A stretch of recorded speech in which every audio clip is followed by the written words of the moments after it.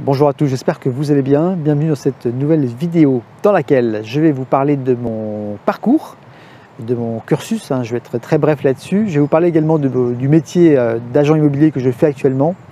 Et puis je vous donnerai également en fin de vidéo les points pour moi importants à maîtriser pour être agent immobilier et puis des conseils que je donnerai à toute personne qui souhaite se lancer dans ce secteur d'activité. Allez, c'est parti!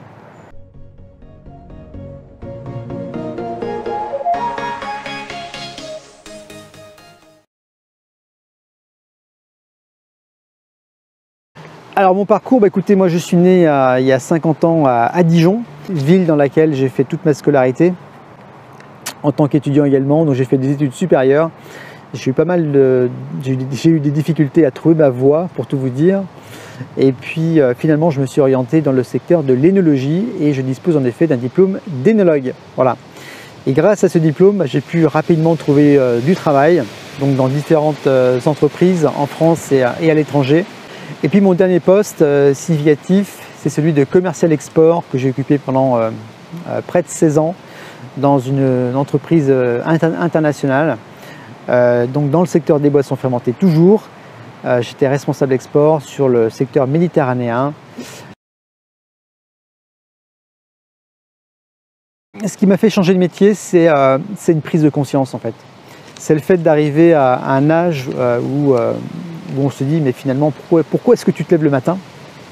Donc j'ai écouté pas mal de vidéos de développement personnel, j'ai assisté à des séminaires et j'ai pris conscience finalement que je devais tout simplement changer d'activité et simplement prendre du plaisir dans ce que je faisais, et ce qui n'était plus le cas dans le métier que j'accomplissais. J'en avais marre des contraintes hiérarchiques, des contraintes horaires.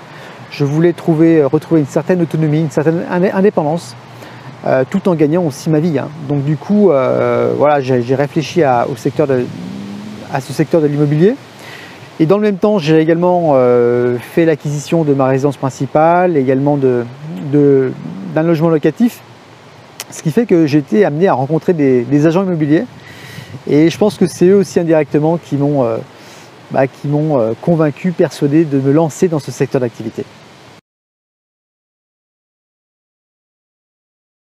Qui dit transaction dit vente immobilière, donc ça veut dire qu'aujourd'hui ma mission principale c'est de trouver des biens à vendre et ensuite bien sûr de les commercialiser et de les vendre. Donc ça c'est ma principale mission.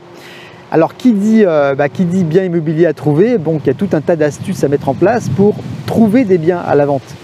Donc il y a un gros travail de prospection finalement à mettre en place, prospection téléphonique, physique, mettre des flyers dans les boîtes aux lettres, rencontrer des gens, tout simplement, discuter avec eux, discuter de leurs projets immobiliers, que ce soit des gens que l'on ne connaît pas ou des gens au sein de son réseau tout simplement. Et ensuite, bien sûr, il y a tout le processus de mise en vente qui se fait derrière. Donc les visites immobilières, les fameuses visites qui finalement ne prennent pas de temps que ça. Ce qu'on voit à la télé, ça représente 10% finalement du métier d'agent immobilier. Et puis il y a également toute la partie communication, marketing, donc communication sur les réseaux sociaux, sur les différents supports marketing, bien sûr de la formation, des temps de formation avec des collègues aussi, et puis aussi pas mal d'échanges aussi, des réunions, des séminaires. Donc voilà tout ce qui dicte aujourd'hui ma vie d'agent immobilier. Pour moi, le premier critère important, c'est la capacité vraiment à comprendre les clients, à les écouter de manière attentive. Et oui, parce que là, on rentre dans l'intimité des clients, qu'ils soient vendeurs, qu'ils soient acheteurs. Et tous ces clients sont différents, ils ont des histoires différentes, ils ont un passé différent. Donc il faut être en capacité de les comprendre de manière totalement désintéressée, vraiment. Il faut vraiment être authentique, passer du temps justement pour les écouter. Il faut faire preuve d'intelligence situationnelle, comme on le dit. C'est-à-dire effectivement, il faut calibrer ses émotions en fonction des interlocuteurs qu'on a en face de nous. Et voilà, donc grande capacité d'écoute, grande capacité d'empathie. Le deuxième point important, bien sûr, c'est la disponibilité, c'est la réactivité. C'est un métier qui demande de la présence, de la disponibilité pour ses clients à toute heure de la journée, j'ai envie de dire. Le troisième point important, c'est l'organisation, c'est l'efficacité dans son travail. Parce que c'est un métier qui est très chronophage. On peut y passer des dizaines d'heures par semaine 10 à 15 heures par jour derrière son PC à faire des activités, mais au final, ce qui compte vraiment, c'est c'est l'efficacité dans le travail, c'est ce qui est productif. Donc là-dessus, il faut travailler, il faut bien comprendre finalement tous ces aspects-là. Un point également important, c'est la ténacité, c'est la persévérance. Et c'est un secteur d'activité où on peut avoir pas mal de déceptions, hein. Donc on oscille finalement entre les réussites quelquefois et puis aussi les déceptions. Donc il faut être en capacité de gérer tout ça, ne rien lâcher même quand les temps sont un petit peu plus compliqués. Alors le premier conseil, on n'en parle pas beaucoup mais pourtant c'est très important.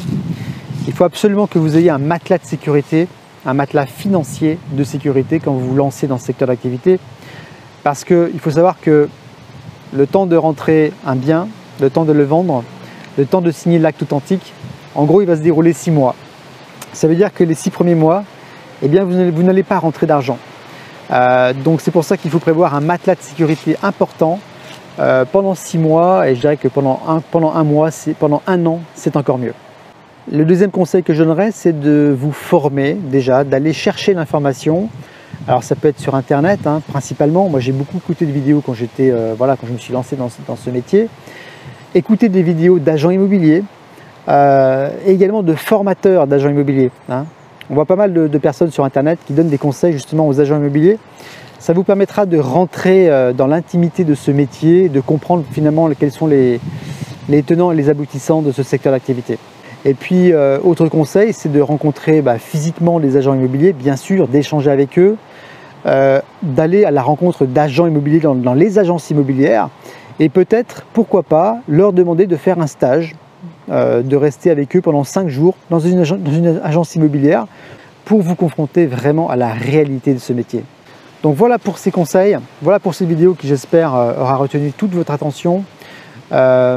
Je reste bien sûr complètement à votre écoute. Si vous avez des questions, si vous avez des commentaires, si vous voulez tout simplement me contacter, que ce soit par mail, par téléphone, et puis pourquoi pas même se rencontrer physiquement si vous êtes sur la région lyonnaise pour pouvoir discuter de ce métier d'agent immobilier. Donc voilà pour cette vidéo. Je vous souhaite une très bonne journée et puis je vous dis à très bientôt dans une prochaine vidéo. Allez, bye bye.